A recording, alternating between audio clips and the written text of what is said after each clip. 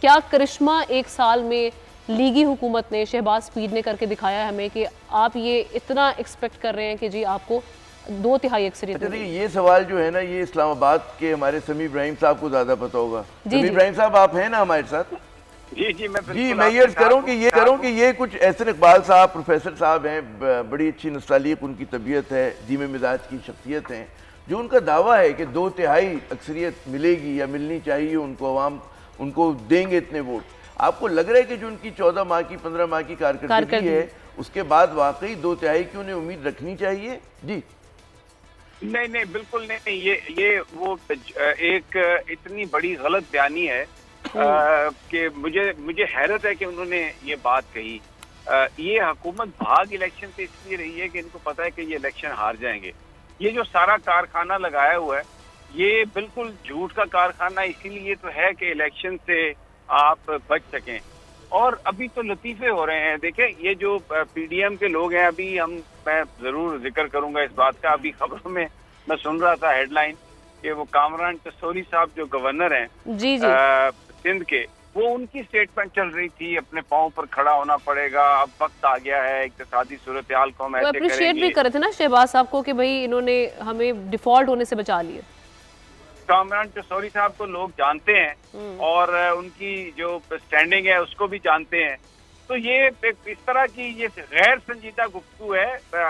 आमिर ज़िया साहब, ये एहसन इकबाल साहब हों या कोई और नून लीग का आदमी ये कहे कि हम इलेक्शन जीत जाएंगे और हम 2/3 अक्सरियत से इलेक्शन जीत जाएंगे, बहुत ही ये गैर संजीदा बात है। एंड इट्स ए जोक, यानी एक ऐसी चीज है जिस पर कमेंट करना just a waste of time, वक्त का ज़िया है। बिल्कुल सही कहा समी इब्राहिम साहब। और वाकई अगर आप ये बात देखें ना, एक तो कामरान टसोरी साहब का ठीक है गवर्नर सिंध है वो, तो उनका जरा फोकस अपना सूबे के ऊपर होना चाहिए। मतलब है कि आप वो बातें कर रहे हैं कि जो आपका एम्बिट में नहीं आती, दायरे कार में नहीं आती। जरा ये 2/3 अक्सरियत की उम्मीदों पर जरा सा अगर इजाजत है समी इब्राहिम साहब, मैं 2 लफ्ज कह दूँ। वो ये कि इस वक्त जो उम्मीद है नून लीग को, बड़ी कवी उम्मीद है उनको लग रहा है कि जो अगले इंतखाबात होंगे उसमें या तो पीटीआई नहीं होगी या उसके हाथ पैर जो है वो बांध के डाल देंगे, ठीक है ना। और उसके बाद जो मुकाबला होगा वो सिर्फ जो है हुकूमत में जो जमातें आज बैठी उनके दरमियान हो रहा होगा, तो it will be a friendly match. अच्छा, लेकिन मुझे बिल्कुल ऐसा नहीं लगता, क्योंकि हमें पता है कि जी पूरी दुनिया की नज़रें इन इंतखाबात पर है और इंतखाबात को क्रेडिबल बनाने के लिए, आज़ाद साफ शफाफ इंतखाबात के लिए तमाम जमातों को आपको इजाज़त देनी पड़ेगी।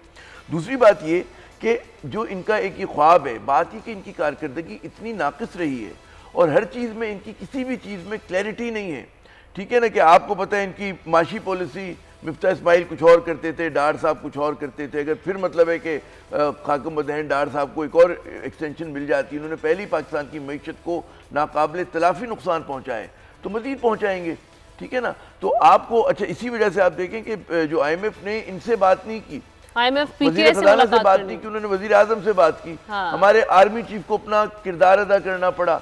तो डार ने पाकिस्तान को डाउनग्रेड कर दिया। डार साहब ने इसलिए डाउनग्रेड किया कि जो काम हमारा पहले सेंट्रल बैंक का गवर्नर और जो है वज़ीर ख़ज़ाना किया करते थे, उसके लिए हमारे जो टॉप लीडरशिप है उन्हें अपना किरदार अदा करना पड़ रहा है। तो मैं नहीं समझता कि ठीक है उम्मीद पे दुनिया कायम है और अच्छी बातें करने में और ज़ुबान के आगे मैदान है, आप दौड़ाते चले जाएँ, लेकिन इसको बिल्कुल सही कहा समी इब्राहिम साहब ने कि संजीदगी के साथ इस तरह के बयानात को नहीं लेना चाहिए।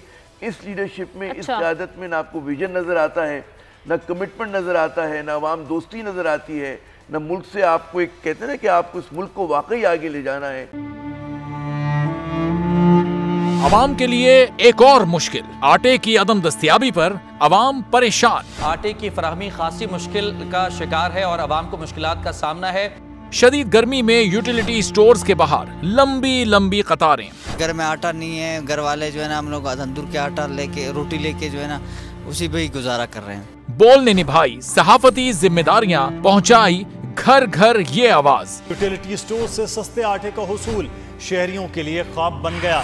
बोल न्यूज हकायक सामने ले आया है। आओ मिलकर आवाज उठाएं, पाकिस्तान को बदलें बोल के साथ। बोल बना अवाम की आवाज। अवामी शिकायत पर बोल ने किया मुताल्लिका इदारों से मुतालबा। सुबह 6 बजे से आकर ये लोग आटे का इंतजार करते हैं। 7 बजे आई और नहीं मिल रहा है आटा, पैसे नहीं होते तो उधारे लेकर आती हूँ। वो कहते हैं जी 7 खजूर लाजमी लें, हमारे पास आटे के पैसे नहीं होते तो खजूर कहाँ से लें।